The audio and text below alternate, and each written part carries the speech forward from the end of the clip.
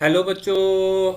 हमारा प्रश्न दिया हुआ है कि विटामिन सी को नियमित रूप से आहार में क्यों लेना चाहिए।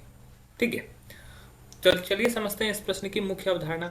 मुख्य अवधारणा में हमें जानना होगा कि विटामिन सी कैसा विटामिन है। ठीक है। विटामिन कितने प्रकार के होते हैं। तो विटामिन हमारे शरीर में होते हैं वो दो प्रकार के होते हैं। ठीक है। और अगर विटामिन सी की बात करें तो ये जल में घुलनशील विटामिन है। तो लिख सकते हैं घुलनशील जल में विटामिन है। ओके। तो देखो क्या होता है, विटामिन दो प्रकार का है। एक विटामिन जो होता है वो जल में घुलनशील होगा। ठीक है। और दूसरा विटामिन जो होता है वो वसा में घुलनशील होता है। ठीक है।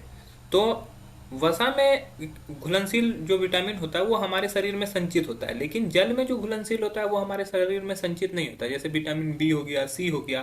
तो ये क्या होता है, जल हमारे शरीर में क्या होता है, सुचारू रूप से इधर से उधर घूमते कमते रहता है, तो वो संचित नहीं रहता। तो हम लोग बोल सकते हैं कि शरीर में संचित नहीं होता है। ठीक है। क्यों? क्योंकि हम लोग का यूरिन या फिर हम लोग का स्वेट पसीना के रूप में ये निकल जाता है।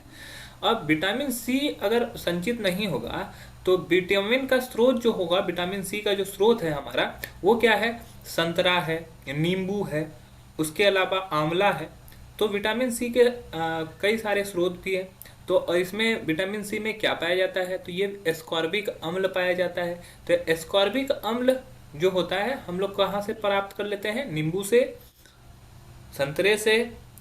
इसके अलावा अगर हम लोग बात करें तो आंवले से भी इसका हम लोग एस्कॉर्बिक अम्ल निकाल सकते हैं।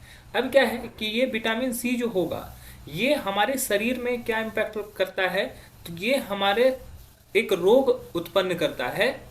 ठीक है। रोग उत्पन्न करता है जिसका नाम होता है स्कर्वी।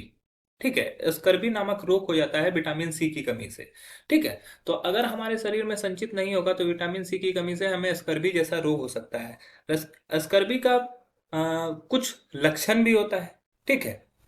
तो विटामिन सी की कमी से स्कर्वी नामक रोग होता है।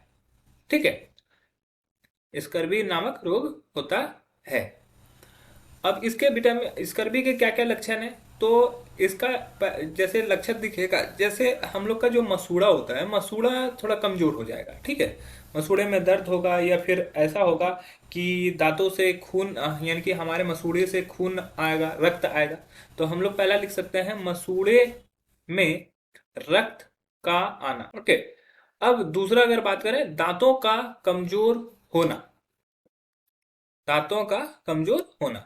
इसके बाद अगर और भी बात करें तो हमारे जो त्वचा होता है, त्वचा में हमारा रूखापन आता है। ठीक है। हमारे त्वचा में जो होता है, त्वचा में रूखापन आता है।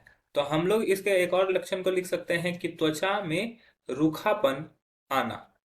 तो ये सभी चीजें अगर हो रही है तो इसका मतलब यह है कि हमें स्कर्वी जैसे रोग हो गए हैं, और इस पर के स्कर्वी जैसे रोग से बचने के लिए हमें नियमित रूप से आहार में विटामिन सी लेना चाहिए। आशा है यह प्रश्न आपको समझ में आया होगा। धन्यवाद।